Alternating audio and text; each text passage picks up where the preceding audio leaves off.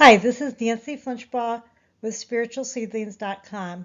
I am an author, and today I'm interviewing another author, Farzana Moon. She's also a poet, a historian, a playwright, and a fellow contemplative. She's from the Muslim Sufi tradition, and today we're going to be talking about her new book, Taj Mahal Resurrected. Hi, Farzana. It's great to see you again and to meet with you today to talk about your new book, The Taj Mahal Revisited. And so, first of all, I know you've written a lot of books on the Mughal Empire, and I was just curious, how did you get involved and interested in writing about the history of the Mughal Empire, which happened such a long time ago? Thank you, Nancy, for having me. In college, I studied British history, and a major chunk of history in that course was British history. And that was like 200 years of Mughal rule in India, and which became the Mughal Empire until the 100 and a half century in between the last Mughal Emperor Aurangzeb when the empire crumbled and the last of the last poet Mughal Bahadur Shah Zafar. He was exiled by the British and the British took over, and that's when it became the British became the imperial sovereigns in India. Okay, And so I this was was just fascinated by that. So this was a time period immediately before the British colonial period in India. Is that right? Yes, yes. So you studied that in British history. Okay. And I know you consider yourself a Sufi Muslim, and I was just wondering how that informed your writing of this history. Well, Sufism is the heart of Islam. And so there are, no matter what name the Muslim is, there are several sects after the uh, death of Prophet Muhammad and several branches. But no matter what the name, they're all Muslims. And it impacts uh, it impacts my writing because Sufism is all the essence and purity of Islam, love and peace and harmony. So that is how, when you're writing, you don't judge. Uh, you just write, give the facts, and that's what you do. Okay. Well, when I think of history, a lot of times I just think of wars and men, but you include so much poetry and discussion of sacred texts in this book, including things that were written by the emperor's son, who was the heir. I think that must have taken so much work to find and use all of the poetry and the writing. How did you accomplish that in your book? Well, I bought a lot of books. One time we even went to India and I went to all the bazaars and bought all the old books. And then library lent me interlibrary loans. So that helped a lot.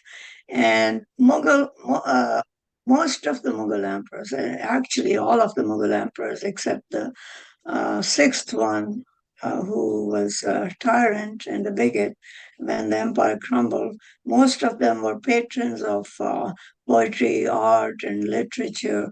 And this book is about the fifth Mughal emperor of uh, India, Shah Jahan. And but before that, his great grandfather, uh, uh, Divine Akbar and Holy India. He was the third Mughal emperor, and he would have discussions in his court of theologians and uh, from all religions like Hinduism, Judaism, and Jesuits and priests. He would invite them and have them have the discussions and great poets. So it seems like the Mughal emperors in succession. Um, Maybe there was a poetry DNA in them. So all of them wrote poetry and then they appreciated it and they respected poetry. And Dara Shikoh, the son, this Shah Jahan, Mughal emperor who built Taj Mahal, he was a great Sufi and he would invite Sufis and saints and uh, uh, to the court, and I think he wrote a lot about Hinduism, and he compared Hinduism and Islam, and he even uh, the Mahabharata was translated from Sanskrit to Persian by his grandfather, great grandfather. So that is how the uh, that is how my research went into all the books written by them, by the Mughal emperors themselves, because they had historians in their courts, but they were poets and historians themselves also. That's really fascinating to see what learned men, where they were, and how much they knew. Now, in your book, there's a lot of tension between Prince Dara, who was the heir, I guess, to the throne, and his brother, Prince Aurangzeb. I don't know how you pronounce it. Yes, Aurangzeb. So Dara obviously was his father's favorite, and he's on a Sufi spiritual quest with a new teacher. So Yeah. there's a lot going on here. And I noticed that too, that he's learning and writing about the Hindu scriptures, not just the Muslim, and he's seeking enlightenment and unity, whereas his brother seems to be kind of a militant Muslim, willing to kill his own family to take over. And I was just curious. I mean, I kind of could read between the lines, but I wondered what's your perspective on this conflict? Well, Prince Darashikoh became favorite of Shah Jahan, the architect of Taj Mahal, because he had the same taste as Shah Jahan. He loved poetry and art and literature, and he was very tolerant, and he loved to learn from all saints, Hindus or Jewish or Muslim, and he became a disciple of several saints. Uh, yes, he did invite uh, Sarmath, that's the naked saint, who actually was Jewish, and he came to trade in India, and he became a Muslim. Then he didn't like Islam. Then he became a Hindu. Then he fell in love with a Hindu boy, and it's not like physical love, but a spiritual love between the two persons. And he went naked, but his lover or beloved, Abu Chand, he was always dressed in like a Hindu god with all the jewels and everything. And and Aurangzeb, uh, I don't know, he was how he became a bigot and a tyrant, and Shah Jahan didn't like that aspect of his son, so he was not his favorite son. And Dara Shikoh was the heir apparent, but Aurangzeb finally murdered all his brothers, and he died. But and then after Aurangzeb became became the king or the emperor, he wanted to execute all the saints and sages also. And when he gave orders for Sarmad's execution, Sarmad, Aurangzeb was in a mosque, coming out of a mosque, and he saw naked Sarmad standing right there. And he asked him, uh, he said, "Don't you have shame? Why don't you cover yourself up in the precincts of Holy Mosque?"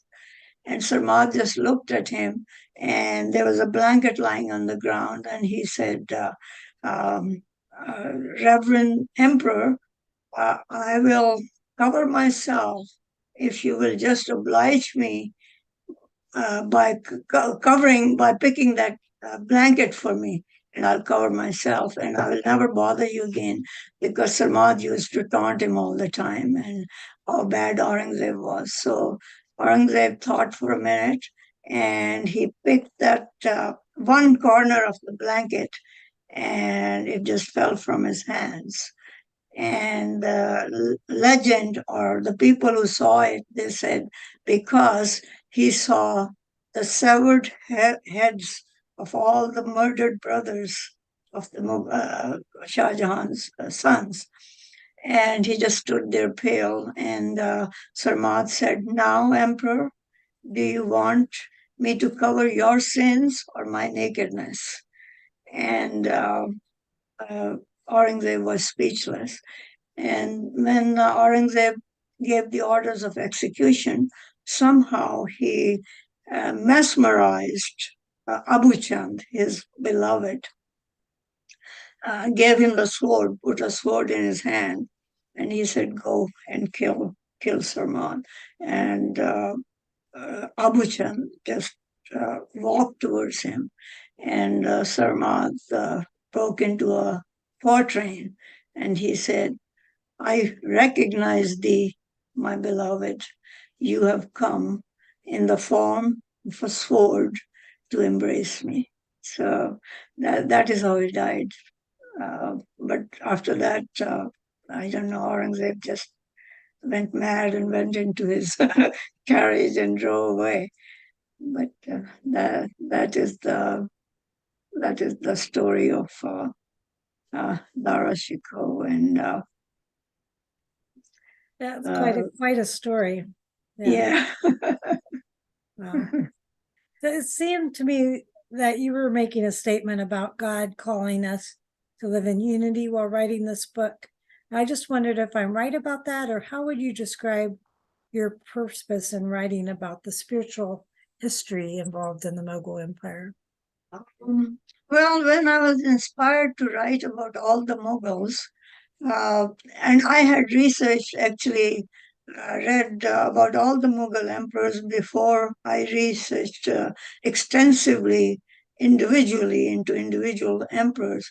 And I realized that when the emperors were kind and compassionate and loving, the uh, empire just flourished. But when finally, during succession, some of them became bigoted, but the height of bigotry came to the sixth emperor, Aurangzeb. And so, at that time, even I said, if Shah Jahan is the architect of Taj Mahal, the great wonders of the world, Aurangzeb is the architect of fall of Mughal Empire. So what I was trying to say in the books, gradually when you read that how the empire flourished and kept flourishing, and it kept declining as some of them started cruelty and stuff. But it crumbled during uh, Aurangzeb's reign. That's when British took over. So I wanted to make a point that when you resort to tyranny or cruelty, I don't think you can, even the empires fall, they can survive. Yeah, that I think has been true then and also now, and it is a concern, Yeah. present Uh, day. Actually, after Aurangzeb, the sixth emperor, there was 1 century and a half between him and the last of the last Mughals, Bahadur Shah Zafar, who was exiled by the British. All his sons were killed. He was exiled in Rangoon, and that's where he died. And all the jewels of the Mughals were confiscated, and even the famous Kohinoor diamond was given to Queen Elizabeth, presented to Queen Elizabeth. That is how they became the owners, possessors of the Kohinoor diamond. Well, thank you for bringing this era of history to life and the stories about the good emperors and the not so good emperors. And I just wondered, is there anything else that you would like to say? Yes, actually, my second book about Hazrat Inayat Khan, Life and Works of Hazrat Inayat Khan, is going to be published by All Things That Matter Press. And I'm forever grateful to publishers Phil and Deb for their great support. Um, and actually, that book is dedicated to you, Nancy, because you admire so much Hazrat Inayat Khan. And you told me you read his quotes and you think about it and you contemplate. So that is something new. This book is going to be probably soon, pretty soon. It's going Well, to thank be you. That's a published. great honor. Yeah, I was really kind of mesmerized by his teachings in your last book on the sayings and teachings of Hazrat Inayat Khan. Inayat Khan. So I'm looking forward to reading your new book and learning more about him. And thank you so much for dedicating your book to me. That's a great honor. You're a great author yourself. Well, thank you. Well, we'll look forward to your new book coming out in the next month. And in the meantime, we hope people will grab a copy of the Taj Mahal Revisited. So thank you so much for joining me today. Thank you, Nancy. Greatly appreciated. This has been a Spiritual Seedlings interview with Farzana Moon. Farzana is a teacher and a bibliophile. She has a master's in education. In addition to being an author, she's a poet, a historian, and a playwright. She writes Sufi poetry, studies the historical and biographical aspects of the Mughal Empire in her various sequels, and she's also written plays based on the stories from religion and folklore. Some of her work includes specifically about Sufis and the mystics, and her most recent book, which just came out this week, is The Life and Works of Hazrat Inayat Khan, which I encourage you to read. She's now written 7 books about the Mughal Empire, including Taj Mahal Resurrected, which we've been discussing today. In addition, she's written these other books: The Sharia Exposed, Irem of the Crimson Dynasty, No Islam but Islam, Holocaust of the East, and the Romance Quartet. You can check out Farzana's author page for a complete listing of her work on Amazon, and also on her blog at farzanamoon.blogspot.com. This has been a Spiritual Seedlings interview with Nancy Flinchbaugh. You can find out more about my work on my websites. Thank you for joining us.